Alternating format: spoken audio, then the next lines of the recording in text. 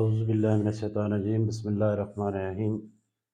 کل کا جو لیسن تھا یا جو لیکچر تھا وہ حضرت عیسیٰ علیہ السلام بنی اسرائیل کے حوالے سے تھا، اور اس میں ہم نے پڑھا تھا کہ کس طرح یہودی اور عیسائی اور اس کے ساتھ ساتھ بیت المقدس اور جو پیغمبر نازل ہوئے تھے اور پیغمبروں پر جو کتابیں نازل ہوئی تھیں ان کے حوالے سے پڑھا تھا بنی اسرائیل کی تاریخ۔ تو آج ہم مسلمان اسلام کی تاریخ کا جائزہ لیں گے۔ تو اس میں بڑا واضح ہے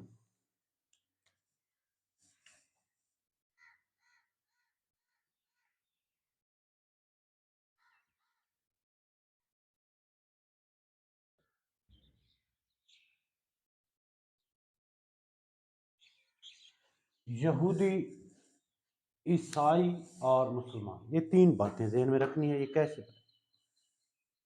حضرت ابراہیم علیہ السلام کے دو بیٹے، حضرت اسحاق علیہ السلام اور حضرت اسماعیل علیہ السلام۔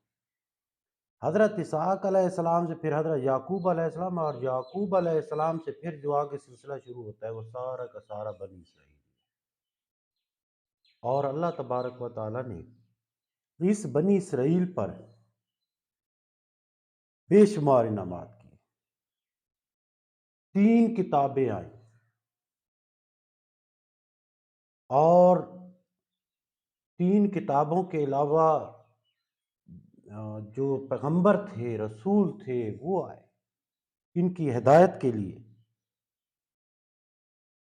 جس جیوش کمیونٹی کی، ان کو لینڈ دی گئی، ایک علاقہ دیا گیا۔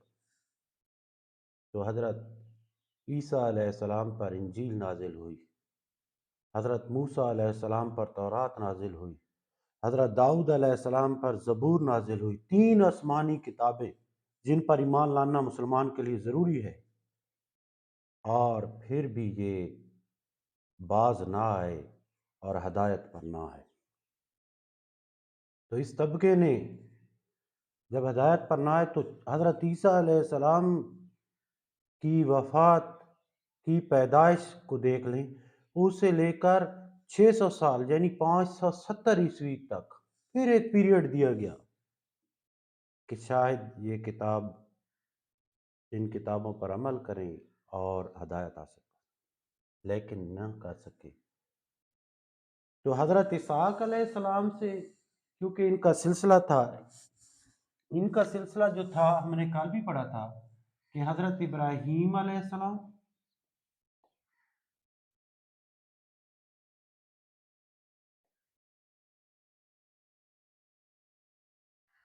اور ان کے بیٹے جو تھے حضرت اسحاق علیہ السلام،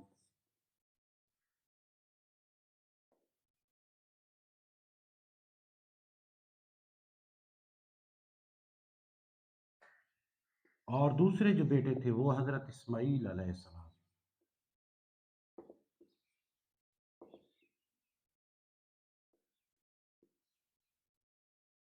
ان سے پھر قریش ہوتے ہیں، اور قریش سے ہی محمد رسول اللہ صلی اللہ علیہ وسلم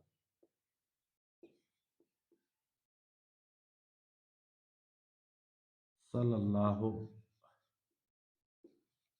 علیہ وآلہ وسلم۔ اب دیکھیں کہ جو ہم فلسطین کی بات کرتے ہیں، بیت المقدس کی بات کرتے ہیں، اور عیسائی وہاں پر ہیں، یہودی وہاں پر ہیں، قبضہ کرنا چاہتے ہیں موجودہ حالات میں، اس کی وجہ کیا ہے؟ وہ ان کا ایک نظریہ سوچ ہے کہ یہ جو لینڈ تھی حضرت اسحاق علیہ السلام سے جو حضرت یعقوب علیہ السلام کو ملی تھی، حضرت یعقوب علیہ السلام جو بنی اسرائیل کی بنیاد کرنے والے ہیں، جن کو بنی اسرائیل لقب ہے، اس سے قوم بنی اسرائیل آتی ہے، تو وہ کہتے ہیں یہ لینڈ تو ہمیں ملی تھی۔ حضرت داؤد علیہ السلام نے اس کو کیا کیا تھا؟ اس کی تعمیر کا آغاز کیا تھا۔ حضرت سلیمان علیہ السلام نے اس کی تعمیر کو مکمل کروایا تھا۔ تو یہ لینڈ تو ہماری ہے، اس پر قبضہ ہمارا ہونا چاہیے، ہم کی جو حضرت موسیٰ علیہ السلام آئے، حضرت یوسف علیہ السلام آئے، اس کے علاوہ حضرت عیسیٰ علیہ السلام آئے، باقی پیغمبر آئے، یہ سارے کے سارے حضرت اسحاق علیہ السلام میں سے آئے، اور یہ جو محمد رسول اللہ صلی اللہ علیہ وسلم ہے یہ حضرت اسماعیل علیہ السلام سے آ رہے ہیں۔ تو اس وجہ سے ان کے ذہن میں ایک شدید قسم کا جس کو ہم کہہ سکتے ہیں اختلاف ہے۔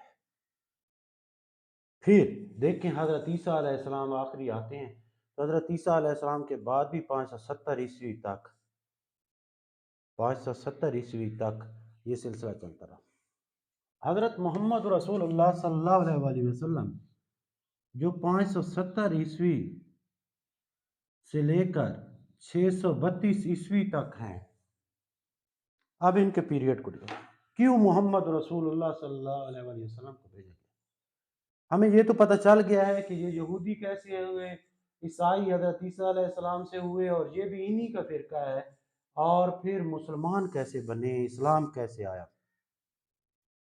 تو کیا ہوا کہ عرب کی سرزمین، اور عرب کی سرزمین کا ذکر یہاں پر کرنا پڑے گا، یہ تو فلسطین کی سرزمین ہے، اس کا ذکر ہو رہا ہے، بیت المقدس کی سرزمین کا ذکر ہو رہا ہے، یہاں پر ہمیں عرب کی سرزمین کا ذکر کرنا پڑے گا کہ وہ لوگ کیسے تھے۔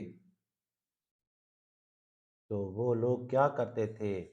وہ شراب پیتے تھے، وہ جوا کھیلتے تھے، وہ تھے قتل و غارت میں چالاک ایسے، درندے ہوں جنگل میں بے باک جیسے، کبھی پانی پینے پلانے پہ جھگڑا، کبھی گھوڑے آگے دوڑانے پہ جھگڑا۔ یہ عرب حضور اکرم صلی اللہ علیہ وسلم کے آنے سے پہلے اس قدر غرق ہو گئے تھے کہ they buried their newly born daughters alive، کہ وہ اپنی نومولود بچیوں کو زندہ درگوہ کر دیتے تھے۔ they worshipped idols، وہ بتوں کی پوجا کرتے تھے، اور جن میں تمام کی تمام برائیاں موجود تھیں۔ تو یہ برائیاں جب موجود تھیں تو اللہ تبارک و تعالیٰ نے محمد رسول اللہ صلی اللہ علیہ وآلہ وسلم آخری نبی، آخری رسول، آخری پیغمبر، اور پھر کیا ہوتا ہے، ہم محمد رسول اللہ صلی اللہ علیہ وآلہ وسلم کی امتی ہیں۔ پیغمبر اللہ کے وہ دعا کیا کرتے ہیں کہ یا باری تعالیٰ ہمیں محمد رسول اللہ صلی اللہ علیہ وآلہ وسلم کا امتی بنانا، اور ہم وہ خوش نصیب لوگ ہیں، مسلمان وہ خوش نصیب قوم ہیں جو محمد رسول اللہ صلی اللہ علیہ وسلم کی امتی۔ اور پھر کیا ہوتا ہے کہ محمد رسول اللہ صلی اللہ علیہ وآلہ وسلم جب دنیا میں آتے ہیں تو یہ سارے بتوں کی پوجا کر رہے ہوتے ہیں، یہ اپنی نیولی بورن ڈاٹرز کو، نومولود جو بیٹیاں ہوتی تھیں ان کو زندہ درگوہ کر دیتے تھے، اور تمام قسم کی برائیوں میں مبتلا تھے، اور ان کے جو لڑائیاں شروع ہوتی تھی تو ایک دن، دو دن، سال نہیں ہوتی تھیں، نسل در نسل چلتی تھیں۔ تاریخ پڑھیں، نسل در نسل چلتی تھیں، صدیوں تک چلتی تھیں۔ تو ایسی قوم جو اس قدر معاشرتی برائیوں میں گھری ہوئی تھی، تو اللہ تعالیٰ نے یہ فیصلہ کیا کہ وہاں پر محمد رسول اللہ صلی اللہ علیہ وسلم کو بھیج دیا۔ اور پھر محمد رسول اللہ صلی اللہ علیہ وآلہ وسلم نے قبیلہ قریش میں بھیجا۔ اب میں زیادہ تفصیل میں نہیں جانا چاہتا، یہ میں آپ کو بات بتانا چاہتا ہوں کہ محمد رسول اللہ صلی اللہ علیہ وآلہ وسلم کو جس لینڈ پر بھیجا، جس زمین پر بھیجا، عربیہ ہے۔ Arabia is a land of unparalleled charm and beauty، جس کی بڑی خوبصورتی ہے، بڑا چارم ہے۔ چارم کیوں ہے، خوبصورتی کیوں ہے؟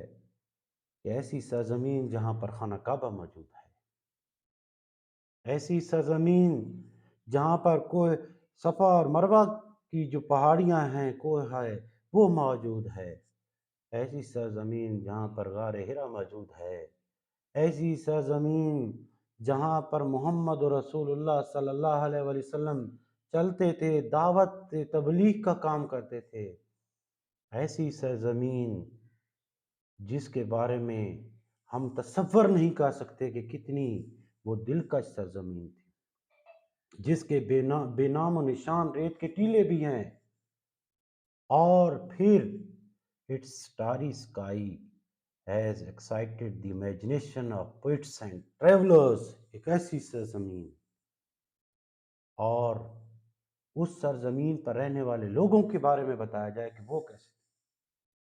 جس سرزمین پر محمد رسول اللہ صلی اللہ علیہ وسلم پر کو بھیجا گیا وہ تو اتنی دلکش تھی، اور جو رہنے والے لوگ تھے وہ کیسے تھے؟ تو رہنے والے لوگ کیا تھے؟ They were remarkable memory and were an eloquent person. غیر معمولی حافظے کے مالک تھے، اور ان کی یادداشت بہت زیادہ تھی، اور فصاحت و بلاغت میں بڑے تھے۔ ان کی جو فصاحت و بلاغت تھی، ایلوکنٹ پرسن تھے، یہ دو ان کی ایبلٹیز تھیں، خصوصیات تھیں جن کا ذکر کیا گیا ہے۔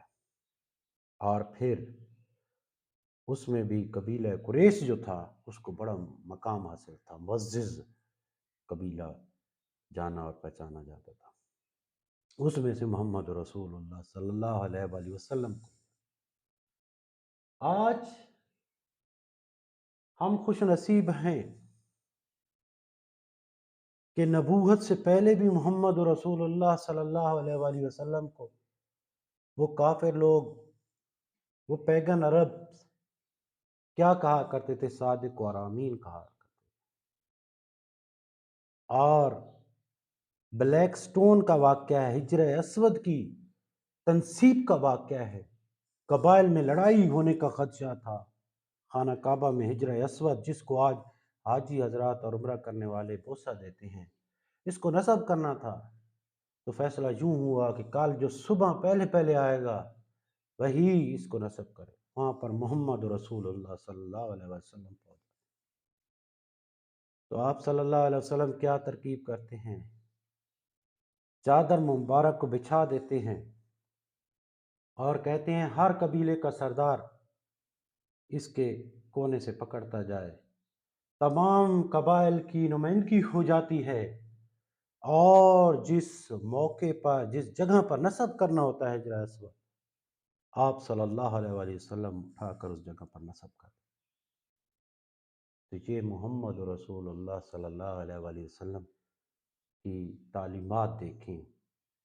آگے ان کا جو پیریڈ ہے جس میں مکہ المکرمہ میں آپ صلی اللہ علیہ وآلہ وسلم پر جو ظلم ڈھائے گئے، اور پھر طائف کی وادی وہاں کا واقعہ ہے، مکہ سے مدینہ کی طرف ہجرت کا واقعہ ہے، اور اس کے علاوہ جو غزوات ہیں اس کے حوالے سے ہم نیکسٹ لیکچر میں ڈیسائیڈ کریں گے، اور اس میں ہم ڈسکس کریں گے کہ اس میں آپ صلی اللہ علیہ وآلہ وسلم نے کس طرح اپنا رول ادا کیا تھا۔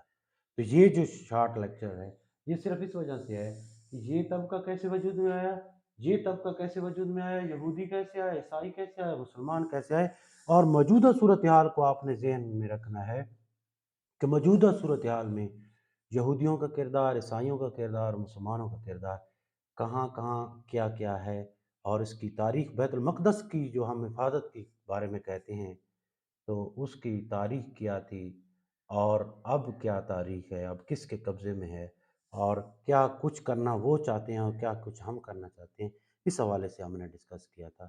نیکسٹ لیکچر انشاءاللہ محمد رسول اللہ صلی اللہ علیہ وسلم کی تعلیمات کے حوالے سے ہوگا۔ تھینکس۔